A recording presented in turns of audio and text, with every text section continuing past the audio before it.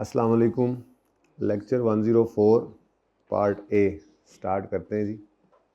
Page number 384 open करें, question number 19। ये भी क्वेश्चन आपके मुहर्रम की छुट्टियों के होमवर्क में था। एक 20 और एक 23 ये डिस्कस होने से रह गया। ठीक है, तो इंशाल्लाह देखते हैं। अभी फ़िलहाल ये कर लें।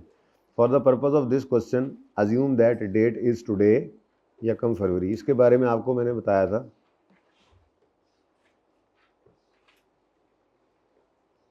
कि इसका मतलब ये होता है कि हमारा साल जो है वो एंड हो चुका है। 31 दिसंबर को साल एंड हुआ, 31 दिसंबर 2020। और पता नहीं फाइनेंशियल स्टेटमेंट्स जो हैं वो कब फाइनल होनी है, लेकिन वो यहाँ पे खड़ा हुआ है यकम फरवरी 2021। ठीक है ना। तो मैंने ऐसे अज्यूम किया था कि इसको आप 31 मार्च समझ लें, जिस दिन फाइनेंशियल स्टेटमेंट्स होनी है ऑथराइज। ठीक है, अज्यूम कर लिया था हमने पिछले सवाल में भी ऐसे। ठीक है ना। अच्छा, अब ये डेट देने का मतलब ये होता है कि आज यकम फरवरी है जिस दिन ये बातें आपको बताई जा रही हैं। अच्छा, अब ज़रा रिक्वायरमेंट पढ़ें, आप पढ़ लें, किताब से पढ़ लें। मैं ज़रा सफाई कर लूँ।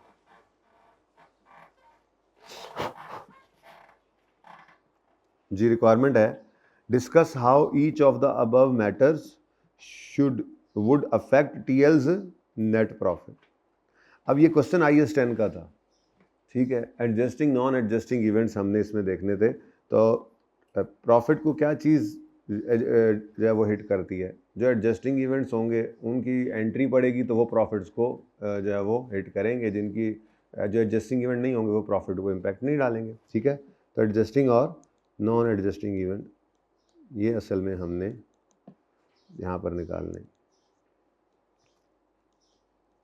अच्छा, अब ईयर एंड 31 दिसंबर है। You are a finance manager of Tibet limited. You are finalizing financial statements of TL for the year 31 दिसंबर 2020। वाह जी वाह, माशाल्लाह। ऐसी बात दिखते हैं ना, खुश हो जाएं आप, लेकिन परिचय में सवाल होता है, आपको तो ये ख्याल ही नहीं आ रहा था उस वक्त, है ना। The chief executive of TL has sent you the following email. 2020 a tough year for TL due to COVID. The net profit of TL is expected था very low as compared to previous years. However, ये आए कौन है? नहीं, मैं नहीं, ये chief executive है जिसने आपको सेंटी है ये ईमेल। तो I have identified, CEO has identified following matters which may improve TL's net profit for the year 2020। ठीक है जी, भाई कुछ मैयर्स आए हैं, कुछ पैमाइशें। अच्छा, ऑन 25 जनवरी 2021, ऑन 25 जनवरी 2021 ये यहाँ पे बात कर रहे हैं, ऐसा ही है। 25 जनवरी 2021 को कुछ हुआ है। क्या हुआ है जी? गवर्नमेंट हैज एनेक्टेड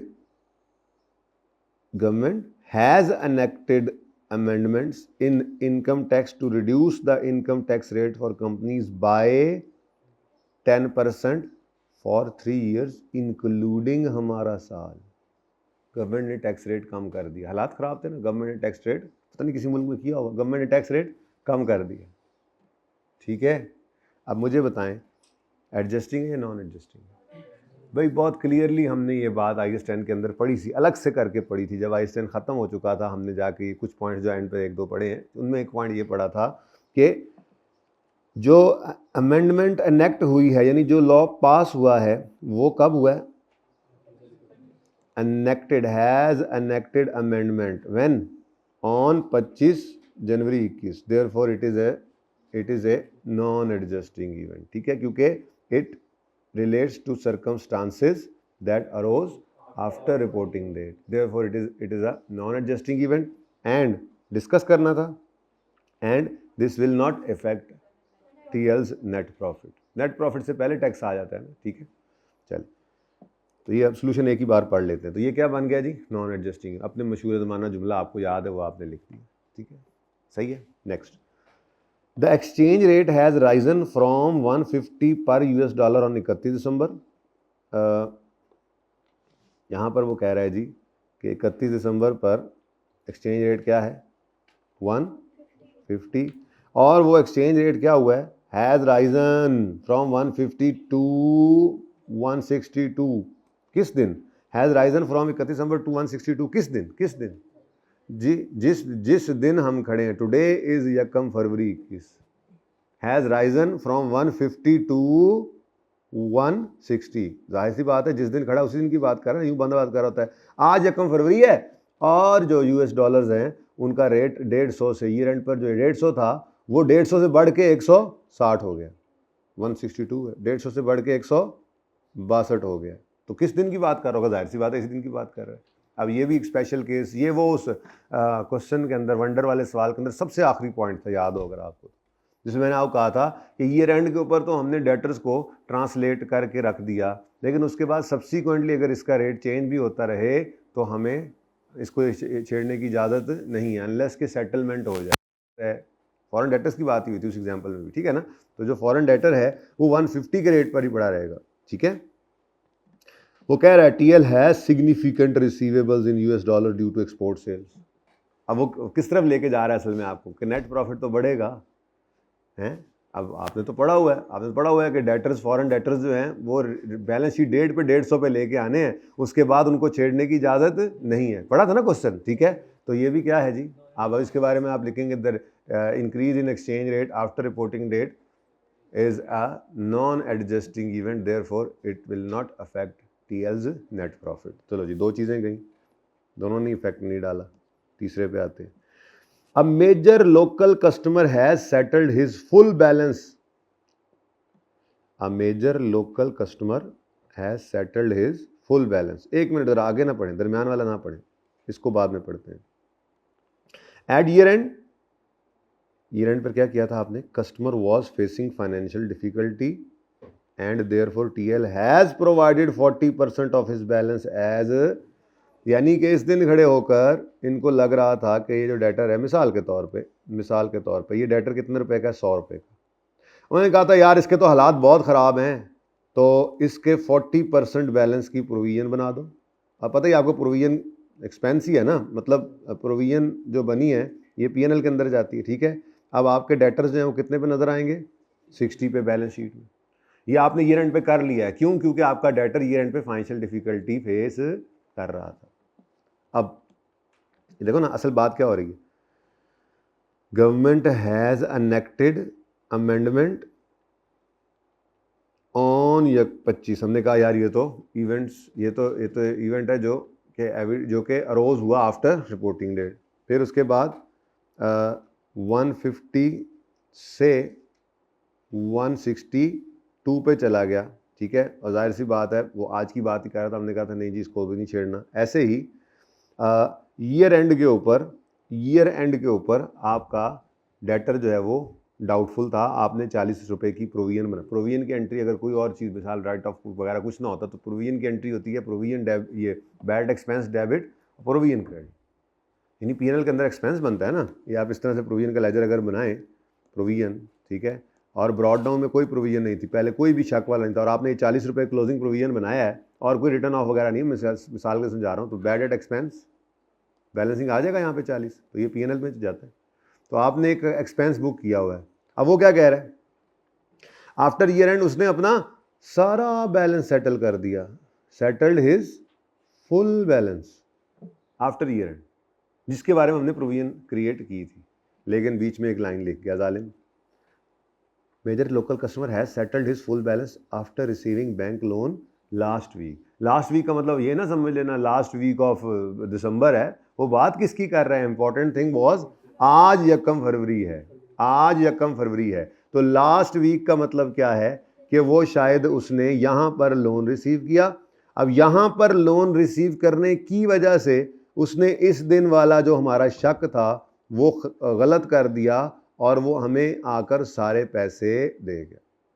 तो मुझे बताएं ये उसका डाउटफुल ना रहना ये उसका सेटल कर देना ये किस वजह से हुआ है उस लोन की वजह से जो लोन आफ्टर तो ये तो सर्कमस्टांसेस ही कौन से हैं जो अरोज हुए after reporting date therefore this is a non adjusting event ठीक है।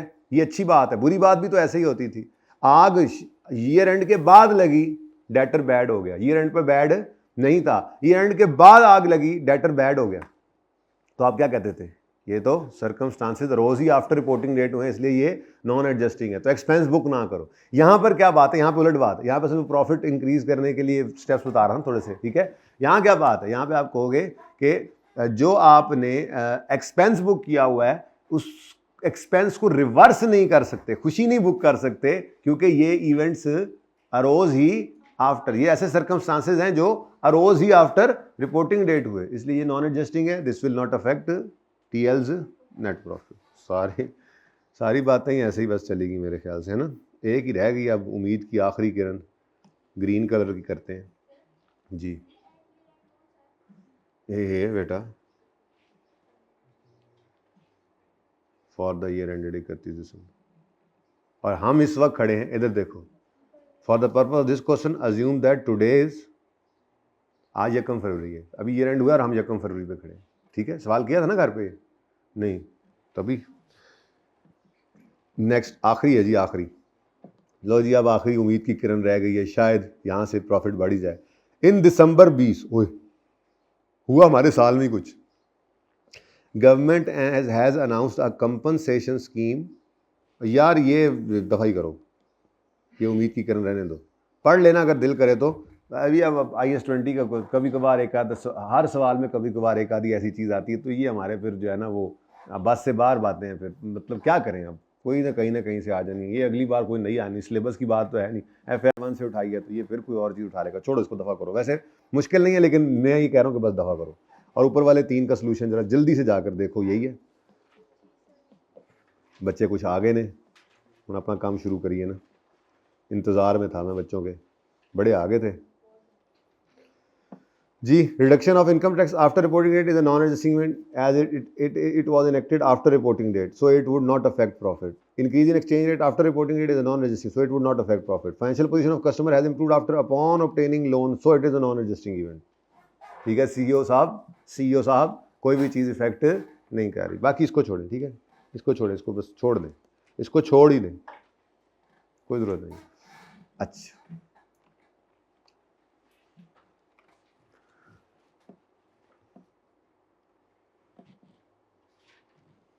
अच्छा जी, अब मेरे ख्याल में तो फाइनल अकाउंट का सवाल अभी भी शुरू नहीं करते,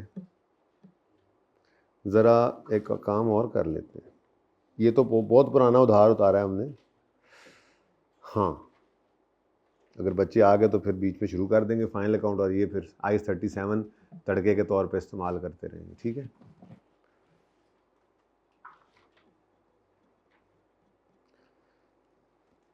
आज तक हमने कभी प्रोविजन रिकॉर्ड की हो किसी भी किस्म की प्रोविजन, कोई भी, सिवाय प्रोविजन फॉर डी कमीशनिंग के, बाकी जैसे मिसाल के तौर पे आपके खिलाफ कोर्ट केस हो गया और हाई चांस है कि आपको पेमेंट करनी पड़ेगी, तो आप ईयर एंड पे खड़े होकर एंट्री करते थे, expense debit provision for litigation credit. या आप एक कॉन्ट्रैक्ट करके फंसे हुए थे, आपको फ्यूचर के अंदर नज़र आ रहा है ये कॉन्ट्रैक्ट नुकसानदेह हो गया, आप ऑनरस कॉन्ट्रैक्ट की प्रोविजन बुक करते थे, expense debit provision for onerous contract credit. ऐसा ही है ना, कभी उस प्रोविजन को आपने प्रेजेंट वैल्यू पे बुक किया था? Expense debit provision for D commissioning के अलावा की बात कर रहा हूँ, कोई प्रोविजन आप प्रेजेंट वैल्यू पे बुक नहीं करते थे, क्योंकि सवाल में डिस्काउंट रेट गिवन नहीं होता था। आज एक नई बात सुने, अगर आपको सवाल में डिस्काउंट रेट गिवन होगा तो फिर आपने प्रेजेंट वैल्यू पर प्रोविजन को रिकॉर्ड करना है। ये बात देखने के लिए तशरीफ़ लेकर आएँ सफ़हा नंबर 329 पर, सवाल नंबर 14A है, जो कि आपका लॉन्ग पेंडिंग है। आप कहते हैं जी सिलेबस ख़त्म हो गया, बच्चे घर पे बैठे आए ही नहीं, ये बात हमने नॉर्मल क्लास में पढ़ी हुई है, तो मैंने IFRS 15 की बात ना करने का बिल्कुल मैंने कहा था कि नहीं करूँगा, लेकिन जो बातें आज कर रहे हैं वो क्लास में नहीं हुई होंगी, ये भी मेरी गारंटी है।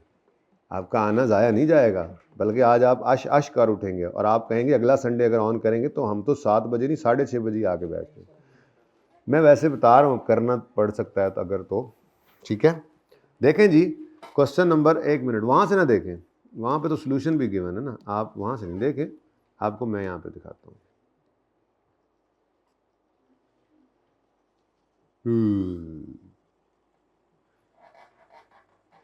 अच्छा जी,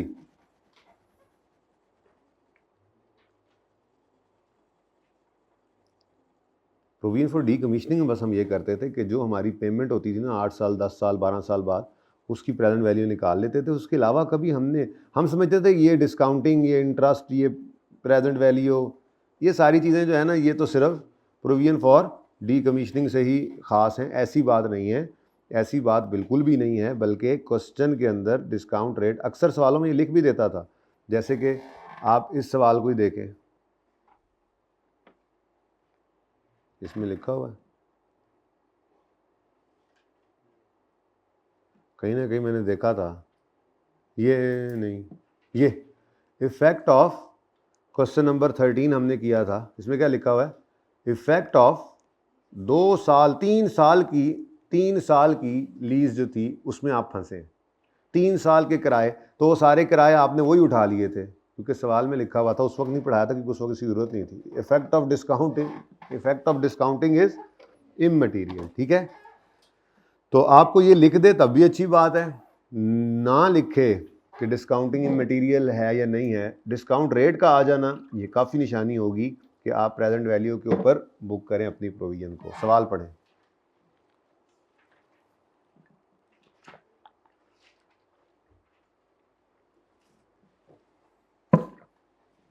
आ जाओ यार, तुम्हारे लिए पता नहीं कब से आए बाएं शाएं करी जा रहा हूँ।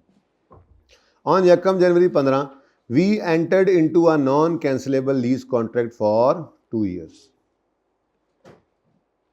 Annual rental payable in arrear is 100 on यकम जनवरी 15। अच्छा, यकम जनवरी 15 पे हमने लीज किया और यकम जनवरी 15 पे ही we realise that asset is of no use for entity. ऐसा होता है कभी कभी, चीज़ खरीदते ही आप कहते हैं कि ले लिया यार, फायदा ही कोई नहीं, या ये तो किसी काम की चीज़ लेते ही फौरन पहले है ओ यार इसकी तो कोई ज़रूरत ही नहीं है, हो जाता है। लेकिन अब कॉन्ट्रैक्ट है, बाइंडिंग है, फंस गए हैं आप। ठीक है, तो यकम जनवरी को आपने लीज की है और यकम जनवरी को ही आपने ये रियलाइज़ किया कि आपने चवल मार दी है कि lease asset is of no use for entity. हाँ, डिस्काउंट रेट भी आज तो है, तो अगर डिस्काउंट रेट है तो क्या करेंगे, वेरी सिंपल, ये 100 करके पे करने हैं 2 किराए, इसकी प्रेजेंट वैल्यू निकालोगे। ठीक है जी, प्रेजेंट वैल्यू निकालने के लिए एक जैसा किराया है तो क्या करोगे, एनविटी का फार्मूला लगा लोगे, बोलो। तो ये 100 आप कहोगे जी 100 इंटू एनविटी लगा लो ना, 1 minus 1.1 raise to power -2 divide by 0.1 जी कितना 174। अच्छा, अब आपने प्रोविजन बुक करनी है 174 पे। ठीक है जी, उसके बाद फिर आपने इस प्रोविजन को ग्रो कराना है, पता है ना, अनवाइंडिंग ऑफ डिस्काउंट। लेकिन फिर यहाँ पर एक किराया पे भी होना है। फिर आपने बैलेंस को, जैसे मैंने आपको IFRS 15 के अंदर थोड़ा सा सिखा भी दिया इत्तेफाक से, ठीक है, कि आप जो है वो डेटर को 2 साल बाद कहते हैं पैसे दे दो आप चीज़ बेचकर, तो आप सिग्निफिकेंट वहाँ पर डेटर एसेट इंक्रीज हो रहा था, तो मैंने कहा था, बल्कि एडवांस फ्रॉम कस्टमर भी हमने देखा था लाइबिलिटी। ठीक है ना, तो खैर वो कैश आता है, उस जैसी वर्किंग है। ठीक है, यहाँ पर तो कैश है, जाने आप कॉन्ट्रैक्ट करके फंसे हुए हैं। ठीक है, तो ये एक ऑनरस कॉन्ट्रैक्ट है। ऑनरस कॉन्ट्रैक्ट क्यों है बेटा, क्योंकि अगर आप ऑनर करते हैं तो इनफ्लो कोई है नहीं, है कोई इनफ्लो, नो यूज। और आउटफ्लो में फिलहाल लिख रहा हूं ऐसे ही 200। ठीक है जी, अच्छा, तो ये नेट में, और अगर आप कैंसिल करते हैं तो जी कैनॉट कैंसिल, ओह, तो कैनॉट कैंसिल, तो इधर कोई पेनल्टी वगैरह भी कोई नहीं आ रही। लेकिन अब ये मैं कह रहा था 200 रुपये की प्रोविजन बुक नहीं करनी, 200 की क्या निकालनी है, ऑनरस कॉन्ट्रैक्ट तो बन गया ना। अब इसकी वर्किंग कैसे करेंगे, इसकी वर्किंग आप करेंगे ऐसे, प्रोविजन फॉर ऑनरस कॉन्ट्रैक्ट का लेजर बनाएं,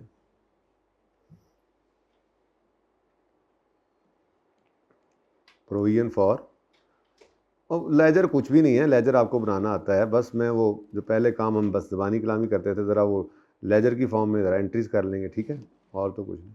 तो प्रोविजन फॉर ऑनरस कॉन्ट्रैक्ट यकम जनवरी 15 पे खड़े होकर आपने बनानी है प्रोविजन, आपने एंट्री करनी है expense debit provision for onerous contract credit. ऐसा ही है, करनी है ना कि नहीं, करनी है एंट्री। किस दिन? जिस दिन ये कॉन्ट्रैक्ट किया करते साथ ही आपको अंदाज़ा हो गया कि आपने चवल मारी है, तो इसी दिन खड़े होकर प्रोविजन बुक कर लें। ठीक है, अब इस दिन आप प्रोविजन भाई को जगाना बुक करेंगे तो आप एंट्री करेंगे expense debit provision for onerous contract credit. ये जो आपने प्रोविजन बुक करनी है, मैं ये अर्ज कर रहा था कि इसको आपने प्रेजेंट वैल्यू पर करना है, तो 100 इंटू 1 पॉइंट, हाँ जी 1 minus 1.1 raise to power -2 divide by 0.1 और आंसर आ गया 174। ये आपकी एंट्री हो गई, पहली entry expense debit provision credit. अब आपने इस प्रोविजन को ग्रो कराना है, तो इंटरेस्ट बढ़ेगा, इंटरेस्ट एक्सपेंस, ये interest expense debit provision credit. तो 31 दिसंबर 15 पे interest expense debit provision credit जो करना है, उसके लिए वही सिंपल तरीका 174 को पकड़ोगे, उस पर 10% लगा दोगे, राउंड करके 17 लिख दो। लो जी, आपका ये पहला साल हो गया ख़त्म। ठीक है जी, और लेकिन इसको क्लोजिंग में ना ले आओ, क्योंकि एक आपने किस्त पे भी करनी है 100 रुपये की। तो 31 दिसंबर 2015 पर कैश आ गया कितना, 100, और 31 दिसंबर 15 की शाम को लाइबिलिटी अब कितनी है, प्रोविजन कितनी, 91। अगला साल शुरू कर लें जी, यकम जनवरी 16 पर ब्रॉड डाउन 91। उसके बाद फिर क्या करेंगे आप, इंटरेस्ट एक्सपेंस बुक कर लें, 31 दिसंबर 16 पर जाकर, पूरा साल गुजर गया ना, तो इंटरेस्ट एक्सपेंस बुक करेंगे। इंटरेस्ट एक्सपेंस जी बेटा 91 का 10% 9 आ गया, और इधर आपने 31 दिसंबर 16 पर कैश पे किया 100, और आपकी प्रोविजन 31 दिसंबर 16 पर अब कोई नहीं है, ख़त्म कहानी। तो अब आपकी एंट्रीज कुछ इस तरह से बनी, एक्सपेंस डेबिट प्रोविजन क्रेडिट यकम जनवरी 15 पे। एक्सपेंस कौन सा, इंटरेस्ट, पहला एक्सपेंस आप चाहे एडमिन में फेंक दें, अदर एक्सपेंसेस में फेंक दें, लेकिन दूसरा expense interest expense finance cost में जाना है। तो interest expense debit provision credit, provision debit cash credit, फिर CDBD की कोई एंट्री नहीं होती, फिर अगले साल की entry interest expense debit provision credit, और फिर प्रोविजन डेबिट कैश क्रेडिट। इसी को अगर मैं स्टेटमेंट फॉर्म में कन्वर्ट कर दूं, ओपनिंग, वैसे तो आपको कोई भी लेजर स्टेटमेंट फॉर्म में कन्वर्ट करना आता है, सादा सी चीज़ होती है। जैसे मिसाल के तौर पे आप कोई भी प्रोविजन फॉर वारंटी, चलो प्रोविजन फॉर वारंटी, ये हमने किया हुआ है IS 12 के अंदर किया हुआ है, बोलो ये लेजर बनाया हुआ है ना। इस लेजर की मिसाल के तौर पे इसके अंदर ओपनिंग आता था, एक्सपेंस आता था, वारंटी एक्सपेंस और वारंटी पेड और क्लोजिंग। ये मैं अज्यूम कर रहा हूँ फिगर्स 5, 15, 12, क्या आता है 8, बोलो अज्यूम फिगर्स हैं। अब अगर मैं इसी को स्टेटमेंट फॉर्म में कन्वर्ट कर दूँ, तो प्रोविजन फॉर वारंटी जो है, प्रोविजन फॉर वारंटी जो है वो कुछ इस तरह से नज़र आएगी। ओपनिंग 5 रुपये, उसके बाद एक्सपेंस कितना जी, 15 रुपये, और 2 लाइनें छोड़कर मैं लिख रहा हूँ, पता नहीं 2 लाइनें क्यों छोड़ रहा हूँ, हाँ ठीक है। और उसके बाद कैश, इसको बल्कि कैश की बजाय लिखते यूज़ है, ब्रैकेट में मैं कैश लिख देता हूँ, यानी प्रोविजन जिस काम के लिए बनी थी उसके लिए, उसके अगेंस्ट यूज़ हो गई, जिसको मैं ये कैश भी कह सकता हूँ। एक्सपेंस पे जब हुआ है तो ये कितना है जी 12, और क्लोजिंग कितना 8। ये मैंने क्या कर दिया जी, ये मैंने क्या किया, ये आपने इस लेजर को क्या किया है, स्टेटमेंट फॉर्म में जस्ट कन्वर्ट किया है।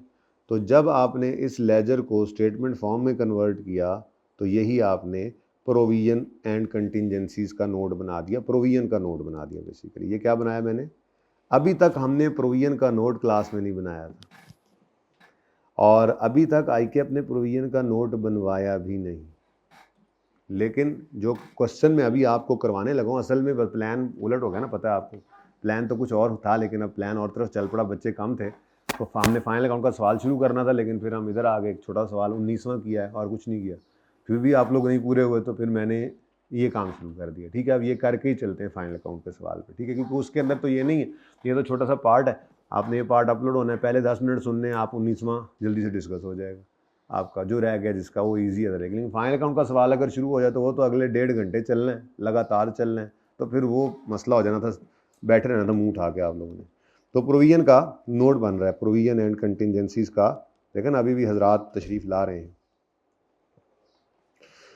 तो इसी तरह से मैं इस प्रोविजन फॉर ऑनरस कॉन्ट्रैक्ट को भी लिख लेता हूँ, प्रोविजन फॉर ऑनरस कॉन्ट्रैक्ट। मैं बताता हूँ क्या हुआ है, छोड़ो उसको, मैं खुद बताता हूँ, ठीक है। प्रोविजन फॉर ऑनरस कॉन्ट्रैक्ट जो भी लेजर हमने बनाया है, इसको क्या कर दें हम, तो ये कैसे, अच्छा 2 चीज़ें जो अहम, मैं बीच में जगह छोड़ गई, इसलिए उस वक्त जगह मैंने इसलिए छोड़ी है कि आपकी प्रोविजन में इजाफा यही होता है, प्रोविजन क्रिएट होती है जब, लेकिन एक प्रोविजन और भी होती थी जिसके अंदर प्रोविजन क्रेडिट होती थी लेकिन एक्सपेंस डेबिट नहीं होता था।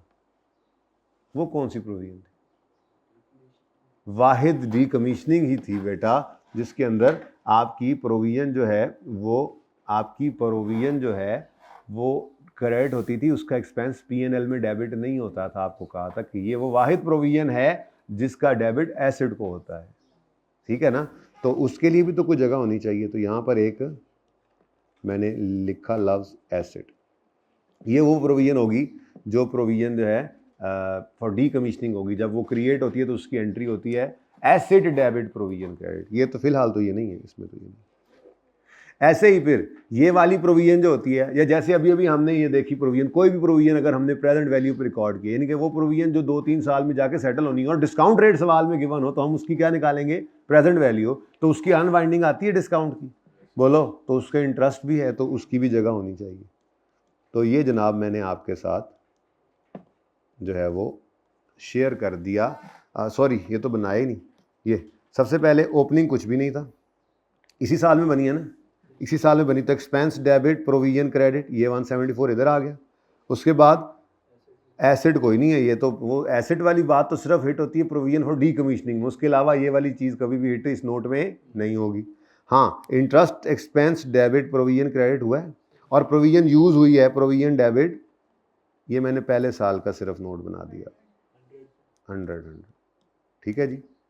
तो ये कितना आ रहा है, तो कुछ भी नहीं है जी, अगर नोट मांग ले तो आपको कॉन्सेप्ट हो तो कुछ भी नहीं है, बस फ़र्क सिर्फ ये है कि मैंने आज जो नई चीज़ लेट आने वालों अभी तक सिखाई है वो ये सिखाई है कि अगर आपको कभी कोई भी प्रोविजन बुक करने लगे आप, तो मिसाल के तौर पे ऑनरस कॉन्ट्रैक्ट एंट्री होती थी एक्सपेंस डेबिट प्रोविजन क्रेडिट, या आपके खिलाफ कोर्ट केस हुआ आप उसकी एंट्री करते थे expense debit litigation provision for litigation, कोई भी प्रोविजन आप रिकॉर्ड करने जा रहे हो और वो प्रोविजन 2-3 साल में अगर मिसाल के तौर पे सेटल होनी है और सवाल में डिस्काउंट रेट गिवन हो, तो फिर आपने प्रोविजन रिकॉर्ड करते हुए उसको प्रेजेंट वैल्यू पर रिकॉर्ड करना है।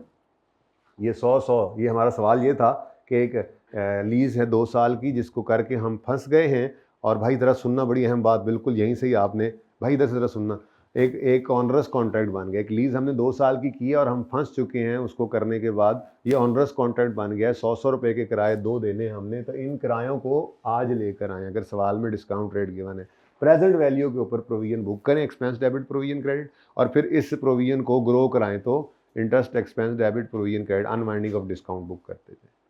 ये काम पहले क्यों नहीं किया था, इसी जगह पर 2-3 सवाल ऊपर गए हमने कहा इस जैसा सवाल तो हमने ये देखा था, 3 साल की लीज थी, 3 साल की लीज थी और एनुअल रेंटल 3-3 लाख था, हमने 9 लाख के ऊपर प्रोविजन बना ली थी एक्सपेंस डेबिट प्रोविजन क्रेडिट, यहाँ पे नहीं डिस्काउंटिंग की थी। उसकी वजह यह थी कि सवाल में लिखा हुआ था effect of discount is immaterial, मतलब इस तरफ उस वक्त डिस्कशन लेकर ही हम नहीं गए थे, ठीक है। लेकिन अगर सवाल के अंदर आपने प्रोविजन क्रिएट करनी है और सवाल के अंदर डिस्काउंट रेट आ जाए तो फिर आपने क्या करना है, आपने प्रोविजन को प्रेजेंट वैल्यू पर रिकॉर्ड करना। और साथ ही मैंने बातों बातों में फिर बात बढ़ती जा रही थी, मैंने ये प्रोविजन का नोट भी बना दिया आपको। ये ज़रा प्रॉपर अब नोट बनाते हैं, ये पहले नोट कर लें, पिक्चर बना लें इसकी।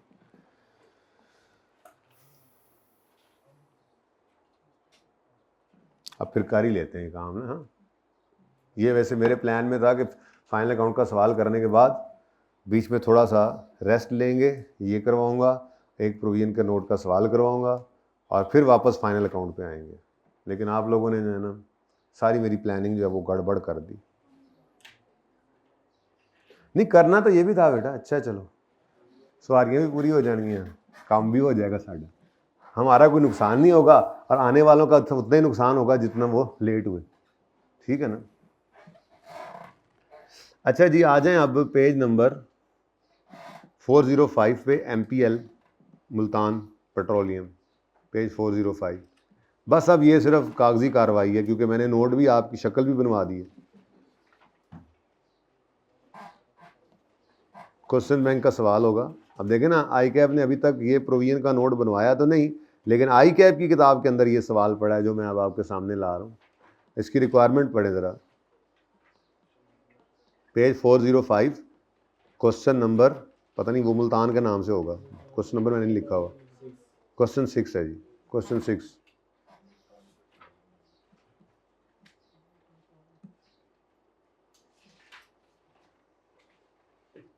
जी। द रिक्वायरमेंट पढ़ें इसकी, prepare provisions and contingencies note. और ये आई कैप की किताब के अंदर सवाल पड़ा है, मतलब आई कैप नोट बनवा सकता है, बनवाया नहीं तो क्या हुआ, बनवा सकता है।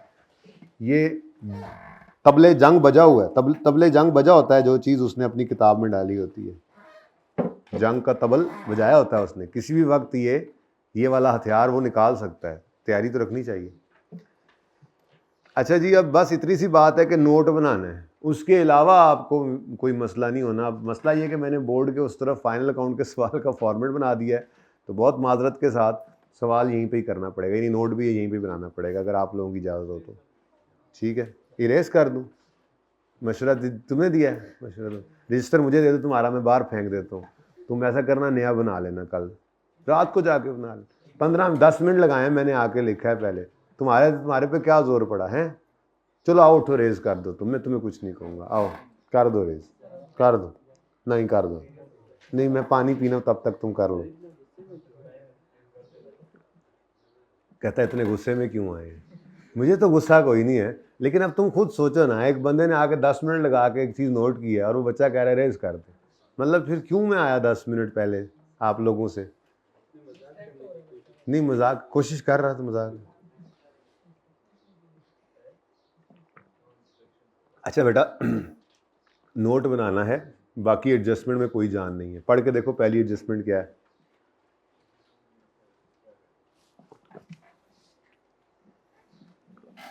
Multan petroleum operates the oil extraction and refining business and is preparing the draft financial for the 16 following information has been collected for the purpose of provisions and contingencies note.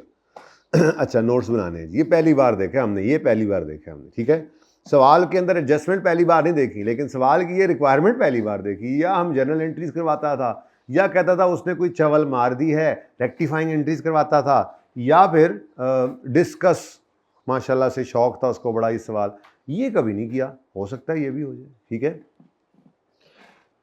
Uh new site was acquired on यकम जनवरी 15, पिछले साल की बात हो रही है, हम तो 116 के एंड पे खड़े हैं, and is being used as the site for a new oil refinery.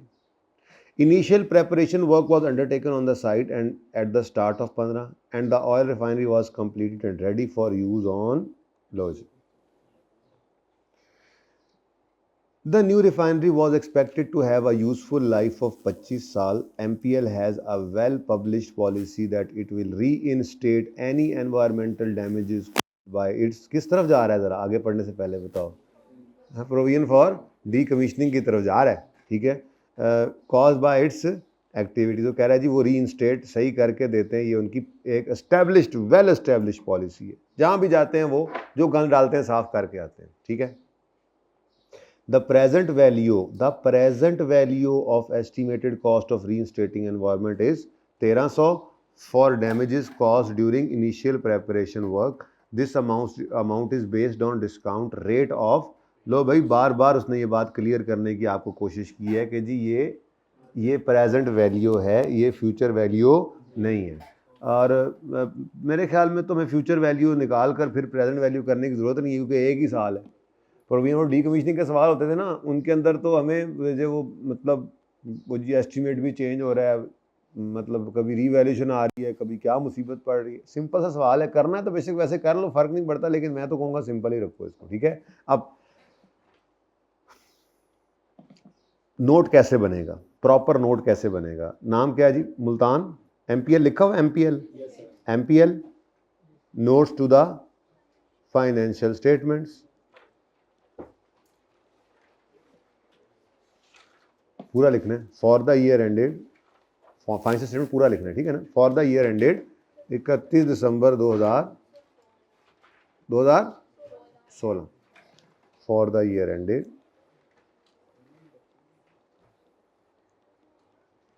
31 December 2016।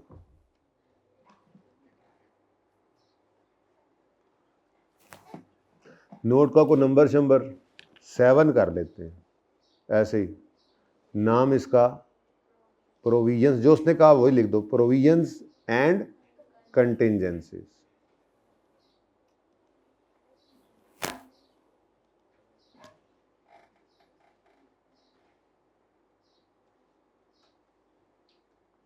लो जी। अच्छा, अब प्रोविजन एंड कंटिंजेंसीज के अंदर जो हमारा पहला नोट बनता हुआ नजर आ रहा है वो प्रोविजन फॉर डिसमेंटलिंग है। तो मैं यहाँ पर प्रोविजन लिख देता हूँ, प्रोविजन फॉर डिसमेंटलिंग।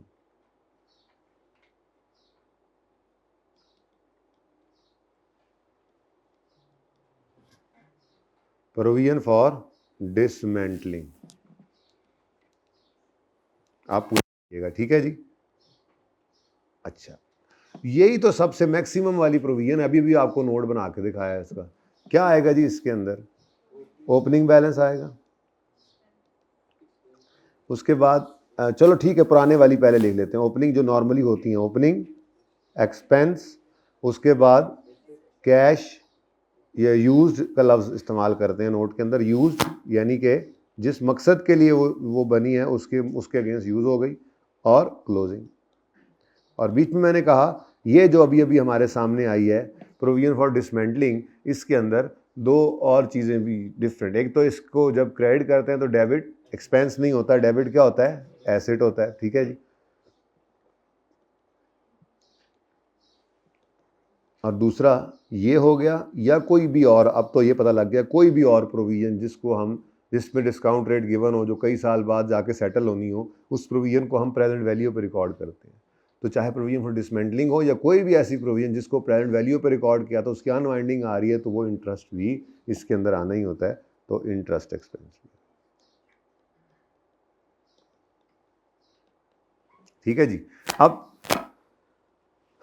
बहुत सिंपल है मेरे ख्याल से, कर लें आप, बिल्कुल वर्किंग्स करते चले जाते हैं। 3 पॉइंट्स हैं, 3 एक प्रोविजंस बनेंगी। बहुत माजरत, ये मैं सवाल बोर्ड पे करवाना था लेकिन फाइनल अकाउंट के सवाल के बाद, पर अब इरेज नहीं कर सकता मैं। बच्चे को कहा मैंने कर दो इरेज, पर वो नहीं कर रहा, नाफरमान बच्चा है जी। अच्छा उठ न जाना अब तो गुस्से में आके कहीं। अच्छा जी, अब क्या करते थे जी हम? डेट, डिस्क्रिप्शन और प्रोविजन, एसिड लिख लो। एसिड वैसे गिवन कोई नहीं है, एसिड और प्रोविजन, यही वर्किंग होती थी। खुद से तो नहीं ना हम अज्यूम करने बैठ जाएंगे जी रीवैल्यूएशन मॉडल हो सकता है, कहीं लिखा हुआ है। अब किस दिन जनाब आपने ये एसिड किस दिन रेडी टू यूज़ हुआ है? 31 दिसंबर 15 पे, 15, तो इसका मतलब 1 जनवरी 16 कह लूँ ना, ठीक है। तो 1 जनवरी 16 पर ये एसिड इस्तेमाल होना शुरू होना है, तो उस दिन से हम ये काम शुरू करते थे। हमने एसिड को रिकॉर्ड करना है उसकी कॉस्ट पे, और वो कॉस्ट सवाल के अंदर गिवन है इतनी, नहीं है given, cost of acid given नहीं है, ठीक है। अच्छा, उसके बाद उसने बताया कि प्रोविजन की प्रेजेंट वैल्यू कितनी है 1300, ठीक है, ये 1300 इसकी क्या है प्रेजेंट वैल्यू है। तो हम कॉस्ट प्लस 1300 करके एसिड रिकॉर्ड करते थे, वो अब एसिड की कॉस्ट नहीं निकल सकती लेकिन प्रोविजन निकल आई। असल में उसने नोट हमसे किसका मांगा है, प्रोविजंस का ना, ठीक है, तो फिर प्रोविजन की सारी इन्फॉर्मेशन गिवन है। अब मैं ये कह रहा हूँ कि क्यों हम इसकी फ्यूचर वैल्यू निकालें और क्यों पहले क्लोजिंग निकालें और फिर उसके बाद बैलेंसिंग इंटरेस्ट निकालें, जब ये एक ही साल का सवाल है। ये तो सिंपल सवाल है, सिर्फ 1300 के। मैंने आपको पहले दिन ये काम करके भी दिखाया था कि सीधा तरीका यही है कि 1300 पे इंटरेस्ट रेट लगाओ, इंटरेस्ट एक्सपेंस बुक करो और क्लोजिंग निकालो। लेकिन फिर मैंने कहा था यार इन सवालों में मसले बड़े हैं, इसलिए तरतीब ये रखेंगे कि हम जो है वो क्लोजिंग निकाला करेंगे प्रोविजन का और इंटरेस्ट बैलेंसिंग निकालेंगे, क्योंकि वहाँ पर एस्टीमेट चेंज भी आ रहा है, रिवैल्यूएशन भी हो रही है, पता नहीं क्या कुछ होता था। तो वो जब मुश्किल पेश आए तो वो उस वर्किंग की तरफ जाओ, उसमें टाइम ज़ाया होता है, इसी टाइम बचाओ, एक साल के बस मतलब नोट बनाना है तो प्रोविजन का सिर्फ एक साल, ठीक है। तो आप 31 दिसंबर पे आए और आपने पहले चलो इंटरेस्ट की बात ही कर लें, आपने इंटरेस्ट की वर्किंग कर लेनी है, ठीक है। 1300 इंटू 8% जी 104, ये प्रोविजन आपने आपकी ग्रो कर गई और आपका बैलेंसिंग, अब आपने बैलेंसिंग निकाल लेना है, ये वैसे ज़रूरत नहीं है जी, कितना 1404, ठीक है। अच्छा अब ये आपकी कैरिंग अमाउंट आ गई, ऐसे ही है। डेप्रीसिएशन आप नहीं निकाल पा रहे, ठीक है, डेप्शन नहीं निकाल पा रहे आप, लेकिन इंटरेस्ट आपने निकाल लिया, ऐसा ही है। अच्छा अब आई कैप ने ना एक थोड़ा सा इसमें मसला ये किया था, ये प्रोविजन फॉर डीकमीशनिंग तो ओवर, इसमें तो इतना ही कॉन्सेप्ट था, कोई नई चीज़ और तो नहीं है, ऐसे ही है। इंटरेस्ट एक्सपेंस भी लिख लें, इंटरेस्ट एक्सपेंस, अच्छा जी, सिर्फ इंटरेस्ट क्या, आई कैप ने पता क्या किया हुआ है, आई कैप ने इसी 1300 को पकड़ के डेप्रीशिएट किया हुआ है, हालांकि पूरे एसेट को डेप्रीशिएट करते हैं। बहरहाल ये 1300 भी तो डेप्रीशिएट होना है, लेकिन ये कहाँ पे किया हुआ है, चलो मैं लिख देता हूँ, ये इसलिए मैं कह रहा हूँ कि अगली रिक्वायरमेंट जो है ना उसमें उसने एक्सट्रैक्ट्स मांगे हैं, तो एक्सट्रैक्ट्स में पीएनएल के एक्सट्रैक्ट्स में सारे इनकम एक्सपेंसेस जाने हैं ना, तो ये डेप्रीसिएशन भी लेकर गया हुआ। हालांकि एसिड पूरा डेप्रीशिएट नहीं हो सकता, हमारे पास पूरे एसिड कॉस्ट नहीं है ना एसिड की, लेकिन कॉस्ट में ये ऐड होकर ये भी तो डेप्रीशिएट होना ही है ना। भाई के अपने ज़बरदस्ती करके ना बस ये काम किया हुआ है कि 1300 को कितने साल थी लाइफ, 25, ठीक है, 25 पे डिवाइड करके इसने जो है वो डेप्रीसिएशन चार्ज की। लेकिन ये डेप्शन मैं यहाँ पर लिखना पसंद नहीं करूँगा, उसकी वजह ये है कि ये मुकम्मल तो एसिड है नहीं, ठीक है, तो कैसे कह सकते हैं आपके इसकी डेप्रीसिएशन है, ठीक है। हाँ आई कैप ने जो किया हुआ है वो मैं आगे एंट्री कर देता हूँ उसकी। बहरहाल ये इतना सा सवाल है जनाब। अब इसका लेजर बनाने की ज़रूरत है या एंट्रीज कर दूँ, एंट्रीज कर, चलो पहले एंट्रीज करते हैं जी। सबसे पहले आपने एंट्री पास की, पहली entry acid debit provision for decommissioning credit, कितने से 1300 से। दूसरी एंट्री बोलो, इंटरेस्ट एक्सपेंस डेबिट और प्रोविजन क्रेडिट 104। और तीसरी एंट्री मतलब वैसे हमने कहा था ना, याद होगा पढ़ा था हमने कि जहाँ पर इंटरेस्ट डेप्शन दोनों की इकट्ठी एंट्री आती है, तो इंटरेस्ट की एंट्री मैंने पहले कर दी आज, क्योंकि ये तो मुझे नजर आ रहा है, लेकिन डेप्शन की एंट्री क्यों नहीं कर रहा, क्योंकि एसिड की कॉस्ट अवेलेबल नहीं है। अब यहाँ पे आई कैप ने, मैंने अर्ज किया कि आई कैप ने क्या किया था, डेप्रिसिएशन डेबिट अकोमोडेशन क्रेडिट, ये ज़बरदस्ती करके ना आई कैप ने ये 1300 डिवाइडेड बाय 25 किया। मैं बल्कि यहाँ पर इसको नहीं लिखता, अच्छा नहीं लग रहा, ठीक है, डेप्रिसिएशन नहीं निकल सकती, एसिड की नहीं निकल सकती, लेकिन आई कैप ने क्या किया, इसी प्रोविजन को डिवाइड बाय 25 करके कितना आया था 52, ये किया हुआ। खैर चलें छोड़ें, हमें इससे क्या, मुझे बताएं, वैसे मुझे पता है नोट आप 1 मिनट में बना लेंगे अब, लेकिन फिर भी मेरा दिल है ऐसे ज़रा प्रोविजन का लेजर बनाऊं। प्रोविजन ओपनिंग में कोई नहीं थी, मैं अज्यूम कर रहा हूँ कि इसी दफ़ा क्रिएट की है ना। दो सिचुएशन हो सकती हैं, प्रोविजन या तो पिछले साल के आखिरी दिन ही क्रिएट हो गई हो, आई थिंक आई कैप ने अपने सोल्यूशन के अंदर यही अजम्पशन ली थी, तो इसका मतलब उसने ये वाला 104 जो ये 1300 जो है ये ओपनिंग लिखना है, क्योंकि नोट बना रहे हैं ना। 31 दिसंबर की शाम को अगर उन्होंने एसिड डेबिट प्रोविजन क्रेडिट कर लिया है तो फिर नोट के अंदर वो ओपनिंग लिखेंगे। मैं कह रहा हूँ छोड़ो, आप यकम को करो, ठीक है ना, ओपनिंग हम 0 रखते हैं। तो एसिड डेबिट प्रोविजन क्रेडिट 1300 से, फिर interest expense debit provision credit 104 से, और फिर क्लोजिंग 1404 ये मैंने जानबूझ के फिर दोबारा से बनाया ताकि अब नोट बनाते हुए आपको, वैसे तो वर्किंग इतनी बहुत है, ये मैं आपको बताऊं, ये वर्किंग थी रिक्वायर्ड, ये आपने कर ली, आपका नोट बन सकता है, अगला काम सारा इजाफी है, ठीक है। तो अब प्रोविजन फॉर डिसमेंटलिंग, मैंने कहा जी ओपनिंग 0 ज्यूम कर लो। अब ये 1300 की एंट्री क्या हो रही है, देखो, एसिड डेबिट प्रोविजन क्रेडिट, तो एसिड डेबिट प्रोविजन क्रेडिट, तो ये एक्सपेंस वाली कोई नहीं है, यहां पर कुछ भी नहीं आना, बल्कि ये तो 1300 एसेट वाला। उसके बाद इंटरेस्ट ईयर एंड के ऊपर कितना, 104 से interest expense debit provision credit, और कोई पेमेंट नहीं हुई, कोई पेमेंट नहीं हुई, इस प्रोविजन की कोई पेमेंट नहीं हुई, ठीक है। क्लोजिंग कितना आ गया,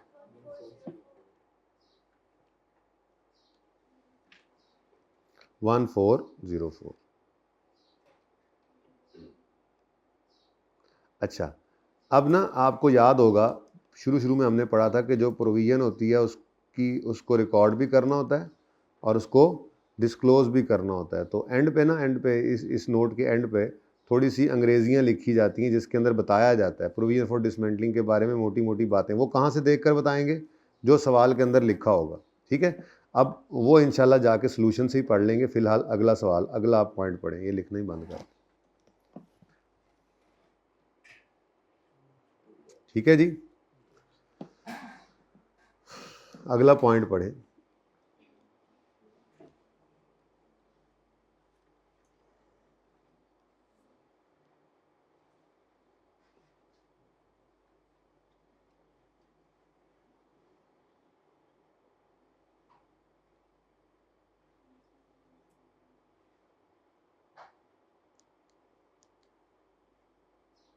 जी, मुश्किल आसान, मुश्किल या आसान, ये पहले में तो कोई मसला नहीं है, नोट करना, एंड पे तस्वीरें खींच लेना, ठीक है। An explosion at one of MPL's oil extraction plant on यकम जुलाई हैज़ लेड टू, यकम जुलाई 16, 31 दिसंबर 16 से पहले की बात है हमारे साल में, ठीक है। Has led to a number of personal injury claims, 8 claims have been made to date. MPL's lawyer estimate that it is probable, high chance, that the claims will succeed. We will not succeed. The claims will succeed. Claim हमारे खिलाफ हुए हैं ना, तो probable है कि वो succeed हो जाएंगे, and that the estimated average cost of each payout will be 1.5 lakh. तो 1.5 लाख एक पे आउट पे है, और कितने क्लेम्स हैं, 8 क्लेम्स हैं जी, 12 लाख बन गया। हम थाउजेंड में सवाल कर रहे हैं ना, ठीक है, नहीं कर रहे थाउजेंड में।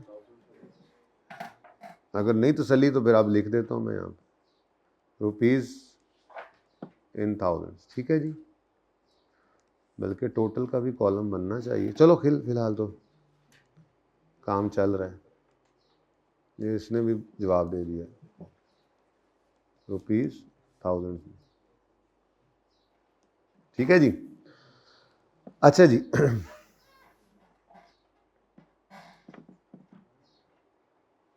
यार ये तो बहुत आसान है वर्किंग। अब इसकी पिक्चर लेनी है तो ले ले, मेरा दिल कर रहा है मैं मिटा दूं इसको,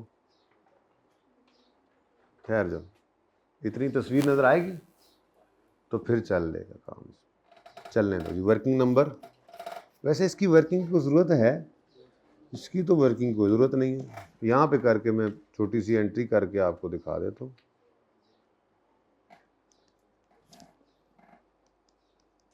जी बेटा, आपके खिलाफ कोर्ट केस हुआ है, क्यों हुआ है, क्योंकि धमाका हुआ था और इंजरीज हो गई थी, और वो धमाका हुआ है जून जुलाई हमारे साल में, तो पास इवेंट धमाका हो चुका है, और हाई चांस है, प्रोबेबल है कि आप हार जाएंगे, क्लेम लीड हो जाएंगे, और आपके लॉ का ख्याल है, रिलायबल एस्टीमेट है कि एक क्लेम के अगेंस्ट 1.5 लाख देना पड़ेगा। तो 8 क्लेम्स आए हैं, तो भाई प्रोविजन बुक करो, एक्सपेंस डेबिट, नहीं बेटा एक्सपेंस है, हाँ प्रोबेबल जी, जी ईच पे आउट बेटा, ईच का मतलब क्या होता है, हर एक, और किस तरह बोले हो, नहीं मैं देखो इधर, ये देखो बेटा, ये देखो, 8 claims have been made to date, आज तक 8 क्लेम्स हो गए हैं, और लॉयर एस्टिमेट कर रहा है कि प्रोबेबल है कि क्लेम्स विल सक्सीड, ये तो क्लेम्स तो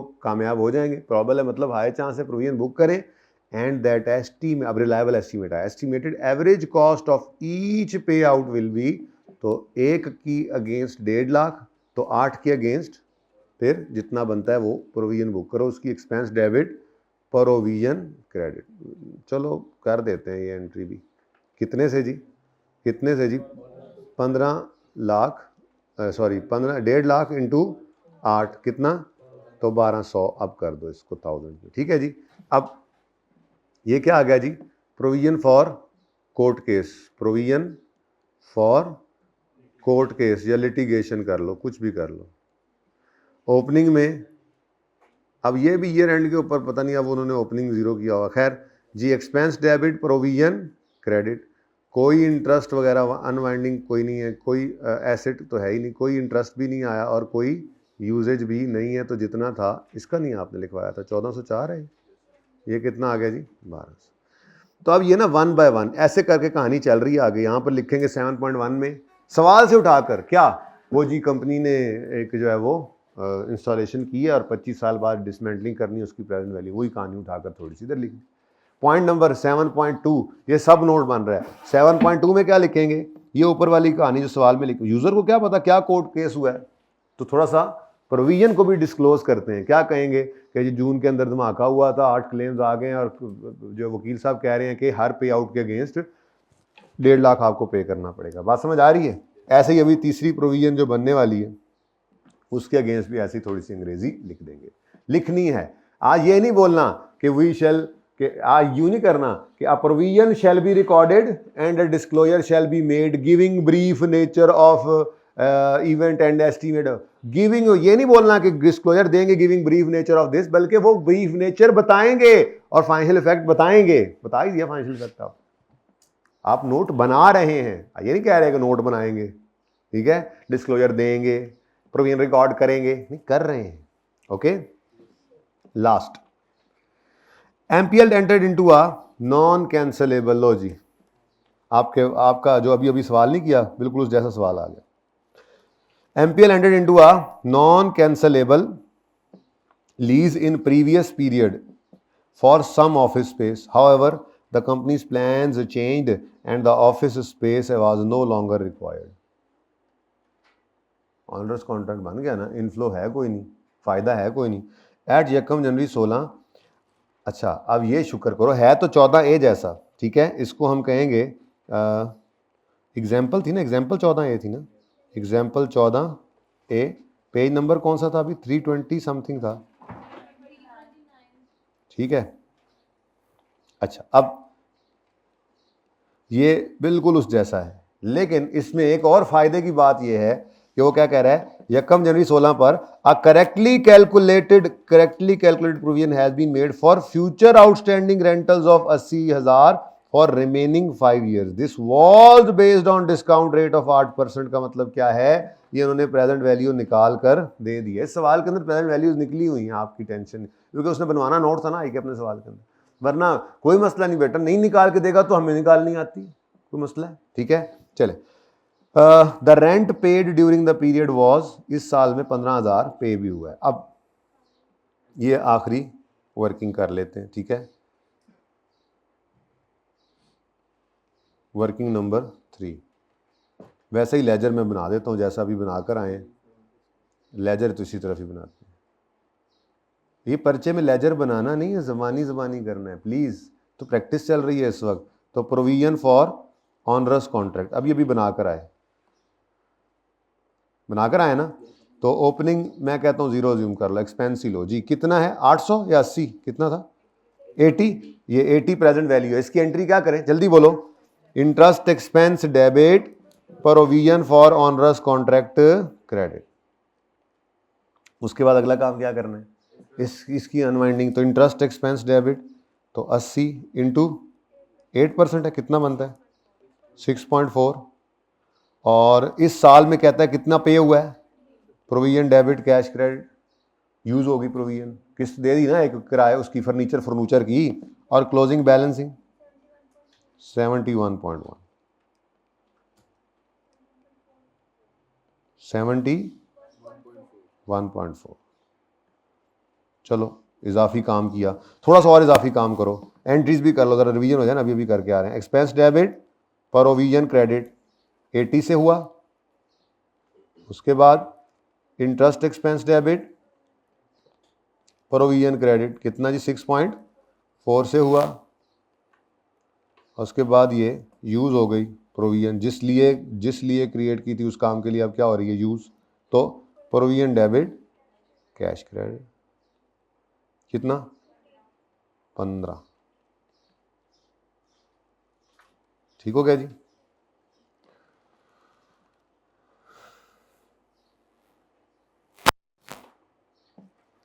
चलें जी, अब उम्मीद तो है एक तस्वीर बन जाएगी इसकी, लेकिन फ़िलहाल ज़रा मुझे नोट पूरा करवा दें। ये सब काम आपने ज़रूरत अगर पड़े तो शायद इसकी पड़ रही हो, थोड़ा सा मुश्किल बन जाए, ठीक है, जहाँ ज़रूरत पड़े वर्किंग करें, वरना कोई ज़रूरत नहीं है जी। प्रोविजन फॉर ऑनरस कॉन्ट्रैक्ट,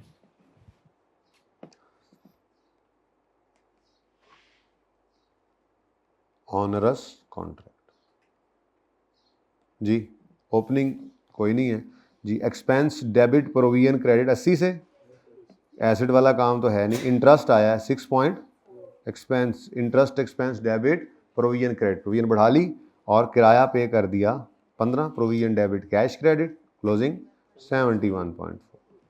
अब इसको आपने, इन तीनों के बारे में आपने थोड़ी सी अंग्रेज़ी लिखनी है, ज़रा सोल्यूशन से जाकर देख लेते हैं। इसका सोल्यूशन कौन से सफ़े पे,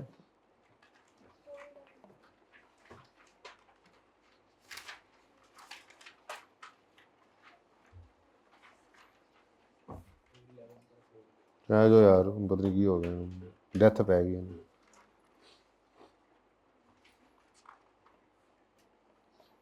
जी। पेज नंबर 411 पे, बहुत दूर है यार। अच्छा क्वेश्चन भी तो दूर है, मैं पास से पर में पहुंच के खुश हो रहा हूँ। लो जी पहुंच गया। ये देखें जी, ये प्रोविजंस बन गई। एनवायरमेंटल डैमेज सवाल से उठा के 2-3 लाइनें, लीगल क्लेम, ऑनरस लीज, ठीक है। तो आपने जो प्रोविजन बनानी है उसके अगेंस्ट आपने फिर ये थोड़ी सी उसकी तफसील बतानी है, डिस्क्रिप्शन, ठीक है। Giving brief description of event and estimate of financial effect तो ऊपर आ ही रहा है, ठीक है ना। ये प्रोविजन होती है, ओके। अच्छा अब यहाँ तक को मसला, ये नीचे मैंने 7.1 7.2 लिख दिया, ठीक है ना, जैसे यहाँ पर लिखा हुआ है, the provision is in respect of the provision, सवाल से उठाकर लिख दिया, ठीक है जी। दूसरा ऐसे ही मैं ज़रा दाद तक, during the year and explosion, सवाल से उठा रहे, ड्यूरिंग द ईयर दूसरे के बारे में बताया, एंड एक्सप्लोजन, और उसके बाद बस वही वाली कहानी उठाकर लिख दी। ये नोट बनवाया नहीं आई कैप ने, मैं बार बार कह रहा हूँ, लेकिन ये सवाल आई कैप की किताब से उठाया, ठीक है। उसके बाद अच्छा इस नोट के अंदर इन्होंने शायद ये ओपनिंग लिए हुए हैं, आई कैप ने ओपनिंग लिए हैं, कोई मसला नहीं है। मैंने ये ज़्यादा बेहतर मुझे लगा, ओपनिंग की बजाय हमने फॉर द ईयर लेकर चलना है, ठीक है ना, तो कोई मसला नहीं। वो पिछले साल के एंड पे इन्होंने बनवा दी होगी प्रोविजन, हमने इस साल के पहले दिन बनवाई है, ज़रा एंट्री सामने आ जाती है ना, ज़रा सही तरीके से पूरी पिक्चर सामने आती, तो आप इसको ना अज्यूम करें पिछले साल हुआ था, तो आप यहीं पर ही बनाएं, इस साल के अंदर एंट्रीज आ रही हैं, ठीक है। और तीसरा ऐसे ही company has, the company has, और आगे डॉट डॉट, तो ये आपने लिखना है थोड़ा सा, ठीक हो गया जी। अच्छा अब ये क्या है, हमारी ए रिक्वायरमेंट है, रिक्वायरमेंट बी भी इस सवाल के अंदर थी, वो क्या है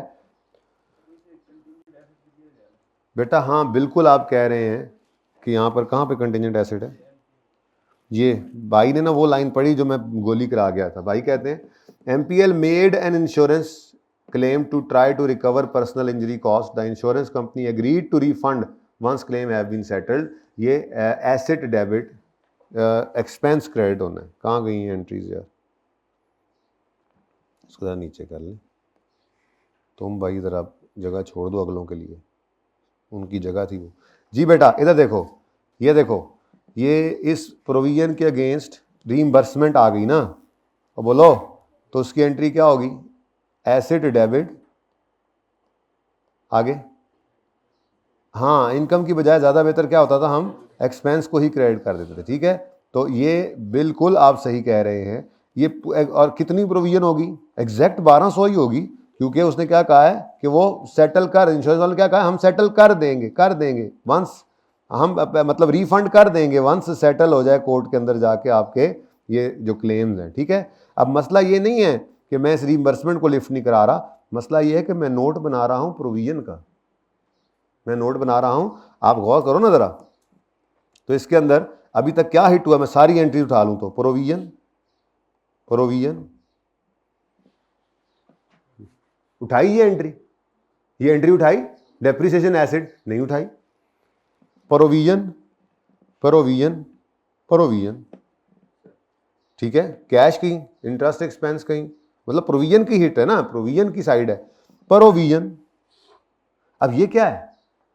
ये एसेट है, बैलेंस शीट बनाएंगे एसेट उसमें नजर आएगा, इनकम स्टेटमेंट बनाएंगे एक्सपेंस उसमें से नेट होगा, बट प्रोविजन के नोट के अंदर तो ये रिसीवेबल नहीं ना जा सकता। ये नोट किसका बन रहा है, जरा गौर तो फरमाएं ऊपर, नोट प्रोविजंस एंड कंटिजेंसीज का। ठीक है, तो ये अभी करते हैं। अभी अगली रिक्वायरमेंट क्या है? एक्सट्रैक्ट्स बनाने, उसके अंदर जाना है मैंने तो पकड़ना है उसको। ठीक है, सब कुछ करते हैं, लेकिन फिलहाल प्रोविजन के नोट में इसमें से और कुछ नहीं जाना। प्रोविजन के नोट में सिर्फ प्रोविजन नजर आएगी, प्रोविजन बढ़ी प्रोविजन कम हुई, प्रोविजन बढ़ी प्रोविजन कम। जी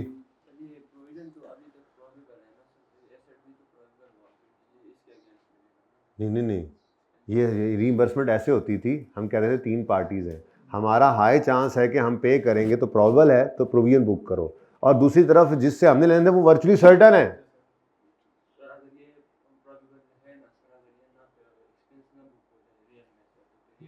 तो फिर तो लेकिन अभी तो बुक हुआ है ना, जब तो लाइबिलिटी साइड पे तो प्रॉबल पे एक्सपेंस बुक हो गया, प्रोविजन बन गई, और एसिड साइड पर प्रॉबल नहीं है, एग्रीड, वर्चुअली सर्टन है, तो फिर एसिड। ठीक है, ये इंश्योरेंस कंपनी मन गई जे टू रिफंड, कितना रिफंड करेंगे? वो कह रहा है बस रिफंड कर देंगे, तो उसको मतलब सारे ही करेंगे once claims have been settled, जब क्लेम सेटल हो जाएंगे। ठीक है, प्रोविजन से ऊपर नहीं जा सकते ना, उसके बराबर तक तो आ सकते हैं, तो उसके बराबर ही हमने बुक कर ली। जी सही है। अच्छा, अब 2 चीजें रह गई जी, अब रिक्वायरमेंट जरा पढ़ें, रिक्वायरमेंट पढ़ें। 2 चीजें अभी रह गई हैं, प्रॉफिट एंड लॉस के एक्सट्रैक्ट्स बनाओ, बस प्रॉफिट एंड लॉस के। चलो, ये फिर कौन सी रिक्वायरमेंट थी जी? ए। रिक्वायरमेंट बी जो है वो P&L के एक्सट्रैक्ट्स मांग रहा है, वो पूरी ऊपर अंग्रेजी लिख लेना ना, MPL P&L के extracts for the year ended. ठीक है, और सही है। अब मुझे बताओ P&L के अंदर क्या आएगा, बल्कि मैं तो कहता हूँ साथ में ऐसे ही बैलेंस शीट के एक्सट्रैक्ट मेरी तरफ से तोहफतन हदियतन ले लो, रिक्वायर्ड तो नहीं है।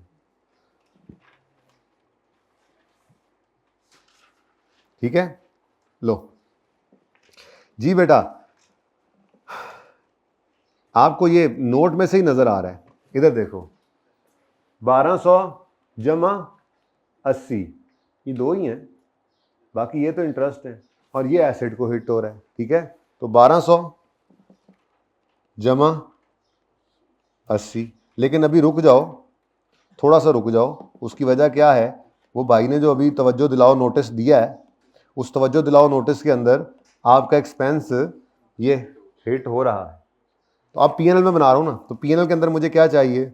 ये देखो, जहाँ पे ये इंटरेस्ट एक्सपेंस है, डेप्रिसिएशन एक्सपेंस है, फिर एक्सपेंस है, फिर इंटरेस्ट एक्सपेंस है, फिर एक्सपेंस है, तो फिलहाल मैंने सिर्फ एक्सपेंस उठाया है, सिर्फ एक्सपेंस उठा लिया, ये सिर्फ एक्सपेंस 80, सिर्फ एक्सपेंस 1200।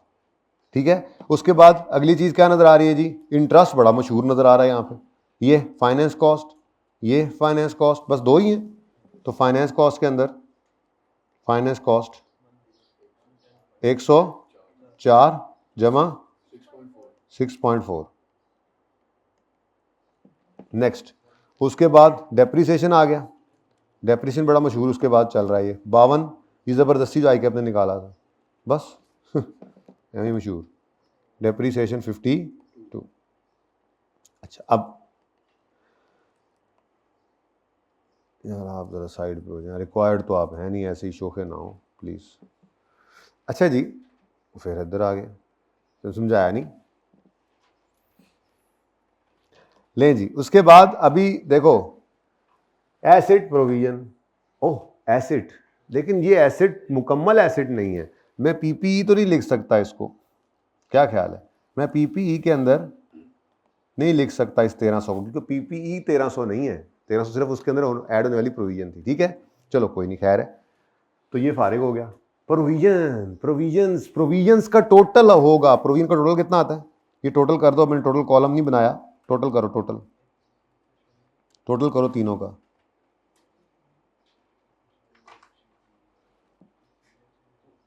जी 2675.4, ये जनाब आपकी बैलेंस शीट के फेस पर नजर आएगा प्रोविजन, ठीक है, प्रोविजंस 2675.4। अच्छा ये रिक्वायर्ड नहीं है बैलेंस शीट, बस मैं वैसे ही बनाई जा रहा हूँ, वैसे दिल कर रहा था, ठीक है। तो इसके आगे फिर क्या होगा, तफसील आप नोट नंबर 7 में देख लेंगे जाके, इस तरह से होता है, ठीक है ना। प्रोविजंस ये क्रिएटेड है, ये कंटिजेंसीज एंड कमिटमेंट्स नहीं है, ये प्रोविजंस हैं। प्रोविजंस क्या होती हैं, एक्सपेंस डेबिट रिकॉर्डेड, कंटिजेंसीज क्या होती हैं, कंटिजेंट लायबिलिटी एसेट सिर्फ डिस्क्लोज, वो हमने अलग सीखा था वहाँ, कंटिजेंसीज का नोट बनाना सीखा हुआ हमने, ये प्रोविजंस हैं, ये कंटिजेंसीज नहीं है। कंटिजेंसीज होंगी तो वो अलग से होंगी, ये प्रोविजंस हैं। पर क्या लिखा हुआ है, नाम ना पढ़ो ना, प्रोविजंस एंड कंटिजेंसी, तो मैंने अभी क्या रिकॉर्ड किया, प्रोविजंस। कंटिजेंसीज होंगी तो इससे आगे मैं हेडिंग दूंगा, कंटिजेंसीज, गारंटी दी हुई है, आउटस्टैंडिंग गारंटीज हैं, वो एलसीज हैं, कोई कंटिजेंट लाइबिलिटी, कंटिजेंट एसेट, इस तरह वो तफसील अलग होगी। फिलहाल ये क्या चीज़ है, प्रोविजंस का नोट है, क्या है, प्रोविजंस का, कंटिजेंसीज अभी इसमें नहीं। अच्छा जी, तो प्रोविजंस एंड कंटिजेंसीज इकट्ठा भी कर सकते हैं, फिलहाल प्रोविजंस ही बनी है यहाँ पर। नेक्स्ट है जी, सब कुछ ही हो गया, ये आपका एसेट जा नहीं सकता, प्रोविजंस आप ले गए, प्रोविजन, कोई चीज़ रह गई है, हाँ ये जो एसेट है ये दोनों ही रिकॉर्ड होंगे, ये तो रिसीवेबल है ना, तो चलो रिसीवेबल 1200 का रिकॉर्ड होगा, और इधर जाकर एक्सपेंसेस में से 1200 लेस हो जाएगा, तो ये जनाब आ गया 80, और ये कितना आ गया 110.4। लो भाई, अब मेरी तरफ से इस सवाल को अल्लाह हाफिज़, कर लो पार्ट बी, पार्ट शुरू कर लो।